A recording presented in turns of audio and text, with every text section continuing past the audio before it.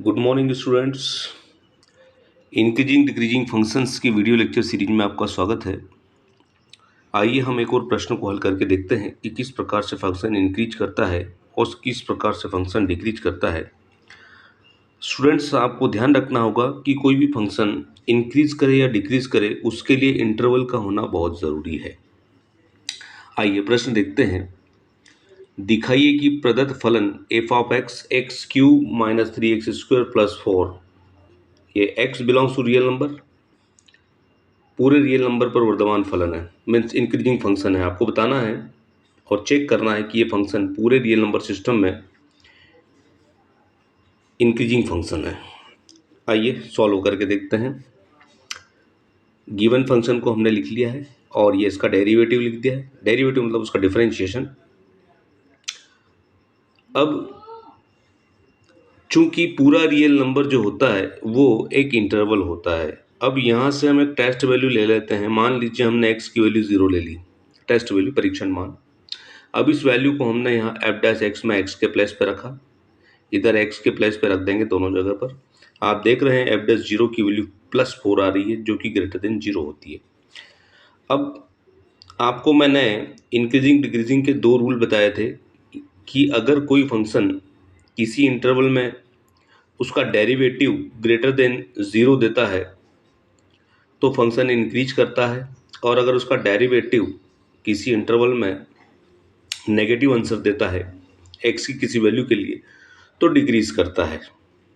मतलब F dash x greater than 0 हो x की किसी वैल्यू के लिए तो हम कहते हैं वो इंक्रीजिंग फंक्शन है, और अगर F dash x less than 0 हो तो हम कहते हैं फंक्शंस इंटरवल के लिए डिक्रीजिंग फंक्शन होगा।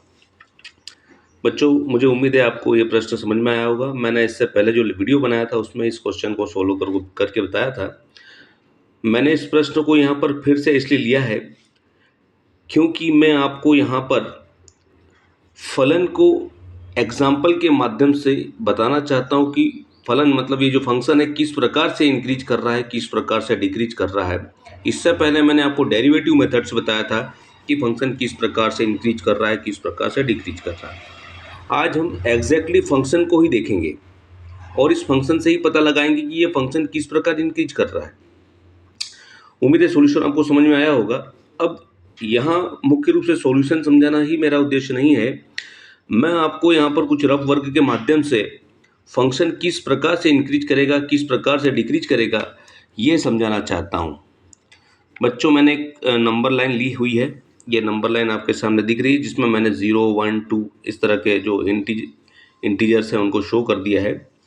अब मैं ये आपको बताना चाहता हूँ कि फंक्शन किस प्रकार से इंक्रीज करेगा, किस प्रकार से इंक्रीज करेगा। आइए अब फंक्शन को लेते हैं हम लोग। फंक्शन ये रहा हमारे पास, एफ एक्स बराबर x cube minus 3x² plus 4x। इस फंक्शन में ये जो नंबर लाइन का वैल्यू 0 है, 1 है, 2 है, 3 है, हम इसे पुट करके देखते हैं। बच्चों, जब मैं फंक्शन में x की जगह 0 रखता हूँ तो सॉल्व करने पर मुझे आंसर 0 मिलता है। हम इस फंक्शन की बात कर रहे हैं। इससे पहले मैंने एफ डैश एक्स की सहायता से आपको इंक्रीज डिक्रीज करना सिखाया था। आज मैं आपको एफ एक्स की मदद से बताना चाहता हूँ कि किस प्रकार से फलन इंक्रीज कर रहा है, किस प्रकार से डिक्रीज कर रहा है। उसके लिए हम लोग एग्जाम्पल्स या टेस्ट वैल्यूज ले रहे हैं जो डायरेक्ट हम लोग फंक्शन में रखेंगे। चलिए, ये 0 हमने फंक्शन में रख के देखा तो सॉल्यूशन में मुझे 0 मिला। अब x की जगह मैं 1 रख के देखूंगा, यहाँ पर दोनों साइड 1 रख के देखते हैं तो 1 रखने से मुझे 2 मिला। उसी x को हटाकर जब हमने x की जगह 2 रखा दोनों तरफ तो एफ ऑफ 2 की वैल्यू 4 मिली, एफ ऑफ 3 की वैल्यू 12 मिली, एफ ऑफ 4 की वैल्यू 32 मिली। स्टूडेंट्स, आप देख रहे हैं कि जो फंक्शन है 0 पर तो वैल्यू 0 दे रहा है, पर 1 पर इसकी वैल्यू 2 मिल रही है, 2 पर इसकी वैल्यू 4 मिल रही है, 3 पर इसकी वैल्यू 12 मिल रही है। बच्चों, इससे पता चलता है कि फंक्शन की वैल्यू देखिए धीरे धीरे बढ़ती जा रही है। पहले 0 थी, फिर 2 थी, फिर 4 हो गई, फिर 12 हो गई, 32 हो गई। ऐसे ही हम अब जब नंबर बढ़ाते जाएंगे यहाँ पर तो फंक्शन की वैल्यू क्या होती जाएगी, बढ़ती जाएगी। बच्चों, इसका मतलब यही तो होता है, फंक्शन की वैल्यू बढ़ते जाने का मतलब होता है फंक्शन इंक्रीज कर रहा है। फंक्शंस बढ़ रहा है, वर्धमान हो रहा है। उम्मीद है आपको बात समझ में आई होगी। परंतु एग्ज़ाम में आपको यह रफ वर्क करके नहीं बताना है। एग्ज़ाम में आपका सॉल्यूशन यहीं तक खत्म हो जाता है। उम्मीद है आपको समझ में आया होगा। आइए हम एक और प्रश्न हल करके देखते हैं। प्रश्न है हमारे सामने, प्रश्न है फलनों के लिए वर्धमान ह्रासमान की जांच करो। दो फंक्शन मैंने लिए हैं, पहला फंक्शन ये रहा, दूसरा फंक्शन ये रहा। बच्चों, जब हमें फंक्शन के लिए अगर रियल नंबर सिस्टम नहीं दिया जाता है तो आपको इंटरवल पता लगाना होगा। आइए इस फंक्शंस के लिए हम लोग इंक्रीजिंग और डिक्रीजिंग चेक करते हैं कि किस इंटरवल में ये फंक्शन इंक्रीज करेगा और किस इंटरवल में ये फंक्शन डिक्रीज करेगा। फिर वही रूल, फंक्शन लिखा, उसका डिफरेंशिएशन किया, डिफरेंशिएशन में आने वाली वैल्यूज़ को हमने ज़ीरो के इक्वल रखा, जो फैक्टर आया उसे हमने ज़ीरो के इक्वल रखा। ज़ीरो के इक्वल रखने से हमें एक्स की एक वैल्यू मिली है बच्चों 2। इस 2 को मैंने नंबर लाइन के ऊपर शो कर दिया है और नंबर लाइन में एक तरफ नेगेटिव इन्फिनिटी, एक तरफ पॉजिटिव इन्फिनिटी। बच्चों, ऐसा करने से आपको दो इंटरवल मिलेंगे, एक इंटरवल माइनस इन्फिनिटी से प्लस टू तक और दूसरा इंटरवल मिलेगा आपको +2 से लेकर प्लस इन्फिनिटी तक। आइए हम सबसे पहले इस इंटरवल पर चेक करते हैं, यानी कि माइनस इन्फाइनाइट से लेके +2 तक चेक करते हैं कि फंक्शन इंक्रीज करेगा या डिक्रीज करेगा। तो माइनस इन्फिनिटी से +2 तक के बीच में हमारे पास एक टेस्ट वैल्यू मिलेगी हमें x=0। उस x=0 को हम यहाँ f' में रख देंगे।